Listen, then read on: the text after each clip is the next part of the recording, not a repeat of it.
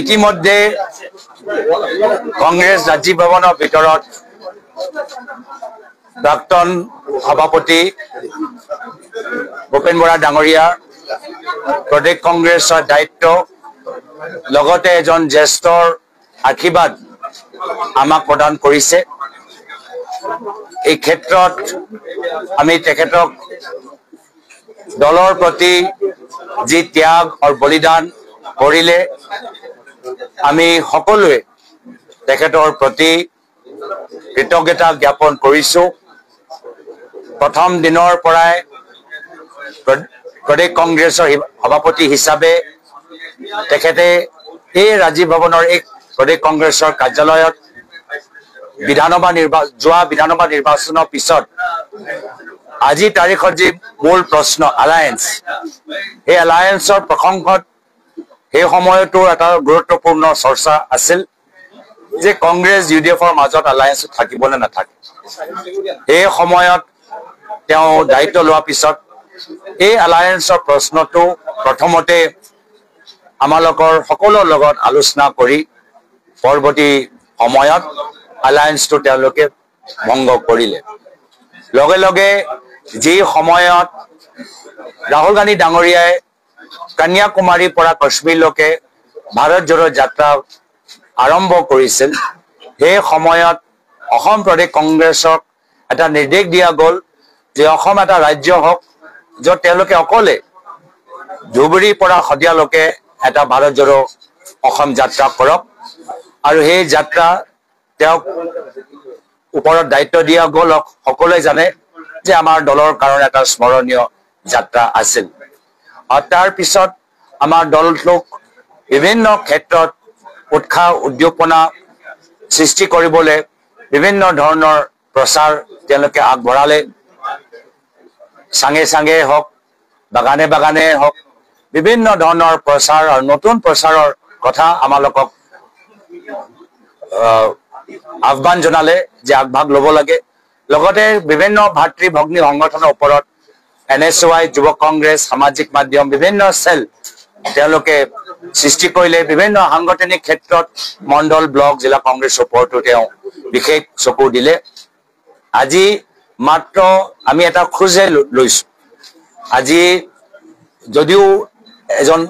নতুন ব্যক্তি হিচাপে আমি আসনৰ ওপৰত বহিছোঁ, কিন্তু আমাৰ আদৰ্শ পুৰণি, আমাৰ চিন্তাধাৰা পুৰণি। আমাৰ আদৰ্শ, আমাৰ চিন্তাধাৰা সংবিধানৰ ভিতৰত উল্লেখিত যে সকলোৰে প্ৰতি সমান চকুৰে সমান অধিকাৰ প্ৰদান কৰা,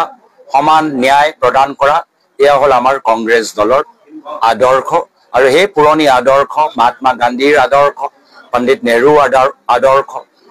চৰ্দাৰ পেটেলৰ আদৰ্শ, বাবা চাহেব আম্বেদকাৰৰ আদৰ্শ লৈ লগতে আমাৰ অসমৰ ভিতৰত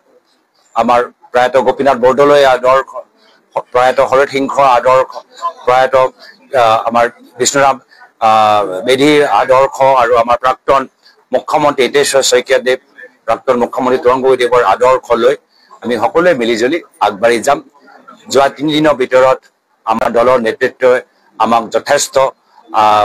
প্ৰেৰণা দিছে, আশীৰ্বাদ প্ৰদান কৰিছে। আমি চবকে ধন্যবাদ জ্ঞাপন কৰিছোঁ। আৰু যোৱা 3 দিনীয়া কাৰ্যসূচীত যে আমাৰ দলৰ নেতৃত্বই তৃণমূল কৰ্মীখিনিক কিমান যে ত্যাগ বলিদান কৰিলে এই যাত্ৰাটো সফল কৰিবলৈ, প্ৰতিকূল বতৰ নেওচি এই 3 দিনৰ যাত্ৰা সফল কৰাৰ বাবে মোৰ ফালৰ পৰা প্ৰদেশ কংগ্ৰেছ বিধায়কসকল, সাংসদসকল, জ্যেষ্ঠসকল, জিলা কংগ্ৰেছ, ব্লক কংগ্ৰেছ, তৃণমূল কৰ্মীখিনিক, মিডিয়া, বিশেষকৈ অসমৰ সাংবাদিকসকলক আৰু জনসাধাৰণক মোৰ হিয়া বৰা কৃতজ্ঞতা আৰু মৰম যাচি মই ইয়াতে নিজৰ কথাখিনি সামৰিছোঁ আৰু আমাৰ ভূপেন বৰা ডাঙৰীয়াক চমুকে দুআষাৰ ক'বলৈ অনুৰোধ জনাইছোঁ।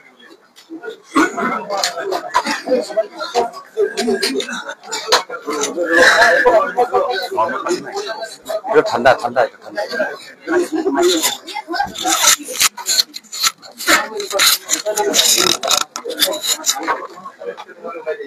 মই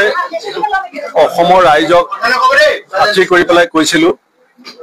যে কেন্দ্ৰীয় নেতৃত্বই যেতিয়া মোক এই দায়িত্বৰ পৰা অব্যাহতি দিয়াৰ সিদ্ধান্ত ল'ব, মই এটা মুহূৰ্তৰ দেৰি নোহোৱাকৈ মোৰ পৰৱৰ্তী সভাপতিত দায়িত্ব চমজাই দিম। আৰু যোৱা 15 মে তাৰিখে মোক দিল্লীত মাতি নি কেন্দ্ৰীয় নেতৃত্বই এটা সংকেত দিছিলে আৰু সেইদিনাখনৰ পৰাই মই এই মুহূৰ্তটোৰ কাৰণে অপেক্ষা কৰি আছিলো যে মই মোৰ পৰৱৰ্তী সভাপতি হিচাপে মোৰ ভাতৃ আমাৰ অসমৰ পৰা 3বাৰকৈ একেৰাহে সাংসদ হিচাপে নিৰ্বাচিত হোৱা আৰু সংসদৰ মজিয়াত আমাৰ গোটেই উত্তৰ পূৰ্বাঞ্চলৰ এক শক্তিশালী কণ্ঠ হিচাপে ৰাইজৰ অন্তৰ জয় কৰিবলৈ সক্ষম হোৱা শ্ৰীযুত গৌৰৱ গগৈ ডাঙৰীয়াক এই দায়িত্ব আনুষ্ঠানিকভাৱে আজি অৰ্পণ কৰিবলৈ পাই মই নিজকে সৌভাগ্যৱান বুলি ভাবিছো আৰু মই তেখেতৰ নেতৃত্বত যি আমাৰ আশা আমি যি চিন্তা কৰো তাক বাস্তৱিক ৰূপায়ণ কৰাত এই যি আপোচবিহীন নিৰবিচ্ছিন্ন সংগ্ৰাম তাত এগৰাকী দলৰ সতীৰ্থ হিচাপে মই নিশ্চিতভাৱে সৰ্বাতোপ্ৰকাৰৰ সহযোগিতা নিষ্ঠাৰে আগবঢ়াম বুলিও আজি অসমবাসী ৰাইজৰ আগত মই এই কথা ঘোষণা কৰিছো। দ্বিতীয়তে তেখেতে বহুত কথা কৈছে। মই এটা কথা ক'ব লাগিব যে 4টা বছৰ সভাপতি হিচাপে কাৰ্যনিৰ্বাহ কৰোঁতে অজানিতে নিশ্চিতভাৱে কিছু ভুল ত্ৰুটি থাকি যায়। তাৰ কাৰণেও মই গোটেই ৰাইজক আৰু সংবাদ মাধ্যমক দলৰ নেতা কৰ্মীসকলক নিজৰ ঘৰৰ ল'ৰা বুলি মাৰ্জনা কৰিবৰ কাৰণেও মই অনুৰোধ জনাইছো। আৰু আহি থকা সময়ত আমাৰ যিটো টিম অসম প্ৰদেশ কংগ্ৰেছ কমিটি ৰাহুল গান্ধী ডাঙৰীয়া, মাল্লিকাৰ্জুন খাৰ্গে ডাঙৰীয়াই, কে চি বেণুগোপাল ডাঙৰীয়া, আমাৰ জিতেন্দ্ৰ সিং ডাঙৰীয়া এওঁলোকে বনাই দিছে।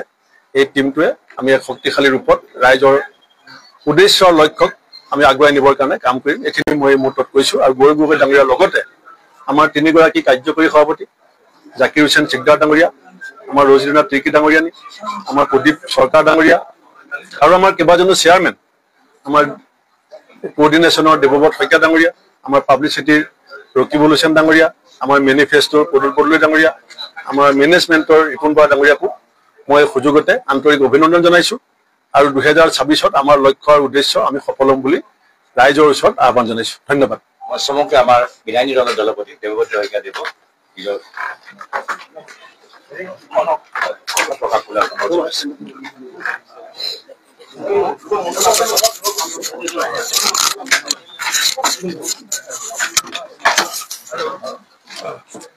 আজি আমাৰ নতুন সভাপতিয়ে দায়িত্ব গ্ৰহণ কৰিছে আৰু যোৱা সময়ছোৱাত আমাৰ দলক নেতৃত্ব দিয়া ভূপেন বৰা ডাঙৰীয়া তেখেত আমাৰ বিদায়ী সভাপতি। তেখেতক মই তেখেতৰ যোৱা সময়ৰ যিখিনি অৱদান তাৰ বাবে কৃতজ্ঞতা জনাইছো, ধন্যবাদ জনাইছো। আৰু এটা নতুন টিম আমাৰ নেতা ৰাহুল গান্ধী ডাঙৰীয়া, আমাৰ সভাপতি মল্লিকাৰ্জুন খাৰ্গে ডাঙৰীয়া আৰু UPA চেয়াৰমেন সোনিয়া গান্ধীৰ আশীৰ্বাদ লৈ আমি অসমত দায়িত্বভাৰ আজি গ্ৰহণ কৰিব আমাৰ সভাপতিয়ে। এই সুযোগতে মই অসমবাসী ৰাইজৰ আমি যাতে কাম কৰিব পাৰো তাৰ বাবে ৰাইজৰ পৰা দিহা পৰামৰ্শ আশা কৰিলো আৰু আমাৰ কৰ্মীসকলেও যাতে ৰাইজৰ লগত সম্পূৰ্ণ যোগদান কৰে তৃণমূল পৰ্যায়ত এই আহ্বান দলৰ সকলো তৃণমূল পৰ্যায়ৰ বিষয়ববীয়াক জনাইছো আৰু আশা ৰাখিছো ৰাইজে বিচৰা মতে আমি তেখেতসকলক বিজেপিৰ বৰ্তমান অপশাসনৰ এটা বিকল্প দিবলৈ সক্ষম হ'ম আৰু আপোনালোকৰো সহযোগিতা পৰামৰ্শ কামনা কৰিলো।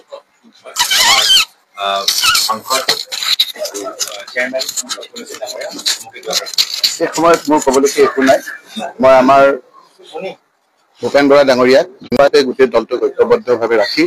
ৰাইজৰ ওচৰ চপাই লৈ গৈছিল। নতুন সভাপতি গৌৰৱ গগৈ ডাঙৰীয়াক অভিনন্দন জ্ঞাপন কৰিছো আৰু আমি আশা কৰিছো যে আমাৰ কংগ্ৰেছৰ কৰ্মীসকলে এনেদৰে আমি ধীৰ স্থিৰে আমি যাব লাগিব যে বহু আশা লৈ আজি আমি সকলোৱে ঐক্যবদ্ধ হৈ কাম কৰিব গৈছো। এই সময়খিনিত যাতে আমাৰ খোজ কাটলে অসমৰ ৰাইজৰ মন জয় কৰিব পাৰে, সাংবাদিক বন্ধুসকলৰ লগত যাতে এটা ভাল সম্বন্ধ ৰাখে আৰু আমাৰ শত্ৰুপক্ষৰ লগতো যাতে অসমৰ উন্নতিৰ ক্ষেত্ৰত আমি সকলোৰে সহযোগিতা কামনা কৰি আমি যাতে গৌৰৱ গগৈ ডাঙৰীয়াক নতুন সভাপতি বহু আশাৰে দিছে, অসমৰ মানুহে চাই আছে। গতিকে এই আশা আমি যাতে কংগ্ৰেছ দলৰ প্ৰতিজন কংগ্ৰেছ কৰ্মীয়ে খুব ভালকৈ আমি পালন কৰিব পাৰো। জ্যেষ্ঠজনক সন্মান, সৰুক মৰম, সকলো জাতি জনগোষ্ঠীৰ মিলা প্ৰীতিৰে আমি অসমখনক শান্তি, সম্প্ৰীতি আৰু সকলোৰে মাজত যাতে ভাতৃত্ববোধ আৰু আমাৰ সুদীৰ্ঘ হয়, সেই ক্ষেত্ৰত যাতে সকলোকে ভয় ভাৱটো যাতে নাইকিয়া হয় মানুহৰ মনত, সেইটো এটা আমাৰ ডাঙৰ কাম। গতিকে আমি কালেক্টিভ ৰেছপঞ্চিবিলিটি মানে আমাৰ ৰাইজৰ কালেক্টিভ ৰেছপঞ্চিবিলিটি লৈ আমাৰ সকলোৰে ভয় শংকা দূৰ হ'ব বুলি আশা কৰিছোঁ আৰু এই ক্ষেত্ৰত আমাৰ সকলোৱে ভূপেন বৰা ডাঙৰীয়াৰ সময়ত আমাক সকলোৱে সহায় কৰিছিল আজি এই সময়ত আমাক আহি ইয়াত আমাক এই সময়ত এটা দায়িত্ব দিছে গৌৰৱ গগৈ ডাঙৰীয়াৰ নেতৃত্বত আধাখনীয়া কাম সম্পূৰ্ণ হ'ব বুলি আশা ৰাখিছোঁ আৰু আপোনালোকৰ জৰিয়তে সকলোকে শুভেচ্ছা জ্ঞাপন কৰিছোঁ বিশেষকৈ মাল্লিকাৰ্জুন খাৰ্গে ৰাহুল গান্ধী ডাঙৰীয়া প্ৰিয়ংকা গান্ধী ডাঙৰীয়া আমাৰ সোনিয়া গান্ধী ডাঙৰীয়ানী আৰু আমাৰ বেণুগোপাল আৰু আমাৰ incharge general secretary Jitendra Singh ডাঙৰীয়া এই সকলোকে আমাৰ ছেক্ৰেটাৰীসকলক আমি ধন্যবাদ জনাইছোঁ আৰু বিশেষকৈ আমাৰ তিনিজন ৱৰ্কিং সহযোগত আমি ৰাইজৰ আৰু ওচৰ চাপি আমি এই ক্ষেত্ৰত সফল হ'ম বুলি আমি আশা কৰিছোঁ ধন্যবাদ জয় হিন্দ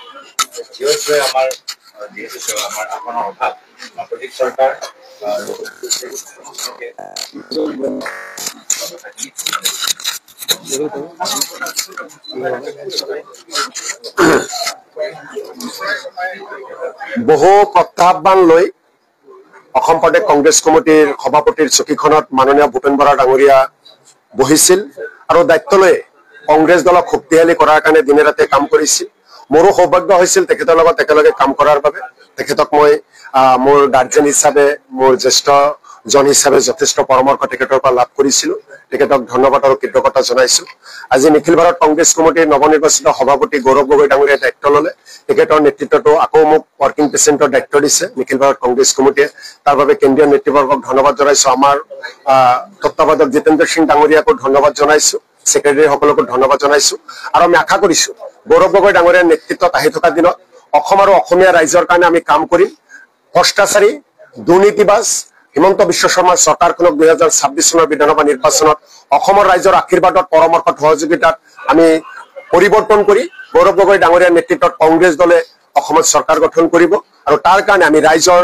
কেনেকৈ সেৱা কৰিব পাৰো নিশ্চিতভাৱে আগতেও কৰিছিলোঁ এতিয়াৰ পৰা আৰু ৰাইজৰ কাষলৈ যাম ৰাইজৰ সমস্যা সমাধানৰ কাৰণে আপ্ৰাণ চেষ্টা কৰিম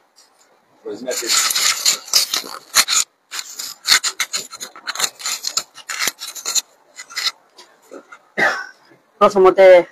আমাৰ নৱনিযুক্ত আমাৰ অসম প্ৰদেশ কংগ্ৰেছ কমিটিৰ সন্মানীয় সভাপতি গৌৰৱ গগৈ ডাঙৰীয়াক শুভেচ্ছা জ্ঞাপন কৰিছোঁ আৰু আমাৰ প্ৰাক্তন সভাপতি শ্ৰী ভূপেন কুমাৰ বৰাক ধন্যবাদ জ্ঞাপন কৰিছোঁ তেখেতে নিজৰ নেতৃত্বত তেখেতৰ লগত মই কাম কৰিবলৈ বহুতো সুবিধা আমাৰ এটা দিশত আগবাঢ়ি গৈছিলোঁ আৰু এই ক্ষেত্ৰত এতিয়া যিহেতুকে AICCয়ে যি ৱৰ্কিং প্ৰেচিডেণ্ট হিচাপে মোক দায়িত্ব দিছে আমি ভাবিছোঁ যে আগন্তুক সময়ত যিখিনি চিন্তা চৰ্চা কৰি পেলাই আমাক তিনিগৰাকী ৱৰ্কিং প্ৰেচিডেণ্টক দিছে আমি সকলো ৰাইজৰ হৈ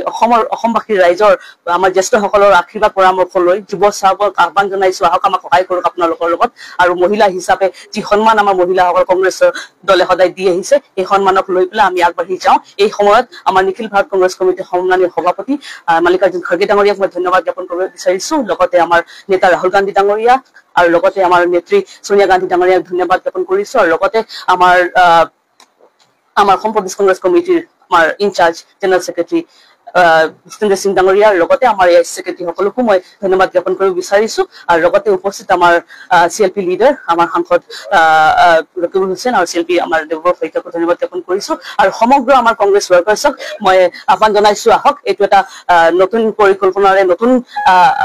দিশেৰে আমি আগবাঢ়ি যাওঁ আৰু এই ভ্ৰষ্টাচাৰী যি হিমন্ত বিশ্ব শৰ্মাৰ নেতৃত্বত যি ইয়াত অসমত যিটো অৰাজকতা চলি আছে তাক আমি জবাব দিব লাগিব ৰাইজে আমাক চাই আছে সেই ক্ষেত্ৰত আমি আগবাঢ়ি যাব পাৰোঁ বুলি সকলোৰে আশীৰ্বাদ আৰু সহযোগিতা কামনা ধন্যবাদ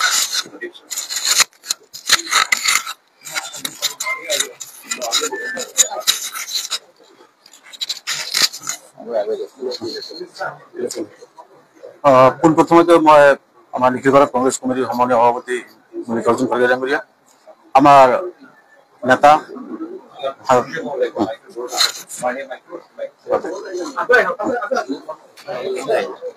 পোনপ্ৰথমতে মই আমাৰ নিখিল ভাৰত কংগ্ৰেছ কমিটিৰ সন্মানীয় সভাপতি মাল্লিকাৰ্জুন খাৰ্গে ডাঙৰীয়া আমাৰ বিৰোধী দলপতি লোকসভাৰ মাননীয় আমাৰ নেতা ৰাহুল গান্ধী ডাঙৰীয়া আমাৰ UPA চেয়াৰপাৰ্চন সোনিয়া গান্ধী ডাঙৰীয়ানী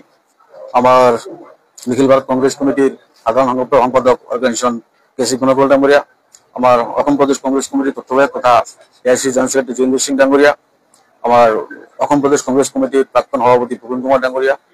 নৱনিযুক্ত সভাপতি গগৈ ডাঙৰীয়া আমাৰ CLP দেৱব্ৰত শইকীয়া ডাঙৰীয়া আমাৰ সাংসদ ৰকিবুল হুছেইন ডাঙৰীয়া প্ৰত্যেককে মই পোনপ্ৰথমতে মই ধন্যবাদ জ্ঞাপন কৰিছোঁ আজি কংগ্ৰেছ দলে যি মোক নতুন এটা দায়িত্ব দিলে এই দায়িত্বখিনি যাতে আগন্তুক দিনত আমাৰ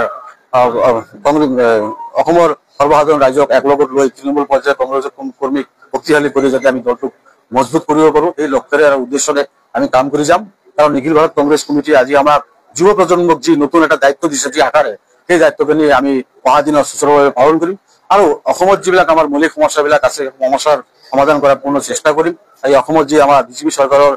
নেতৃত্বত অৰ্থাৎ হিমন্ত বিশ্ব শৰ্মাৰ ডাঙৰীয়া নেতৃত্বত যি চৰকাৰ চলি আছে যি অৰাজকতা চলি আছে এইটো দমন কৰাৰ আমি চেষ্টা কৰিম আৰু অহা যি 26 চনৰ বিধানসভাৰ নিৰ্বাচন সেই নিৰ্বাচনত আমি গৌৰৱ গগৈৰ নেতৃত্বত আমি দলটো মজবুত কৰি আমি এই অসমত যি বিজেপি চৰকাৰ তাক উৎখাত কৰি কংগ্ৰেছৰ দল যাতে আমি প্ৰতিষ্ঠিত কৰিব পাৰোঁ তাৰে আমি আশা ৰাখিছোঁ। সৰ্বসাধাৰণ ৰাইজৰ সহায় সহযোগিতা বিচাৰিছোঁ আৰু অসমৰ যি জীৱতৰ সমস্যা আছে NRCৰ সমস্যা আছে এইবিলাক লৈ আমি মাত পাতিম। ধন্যবাদ।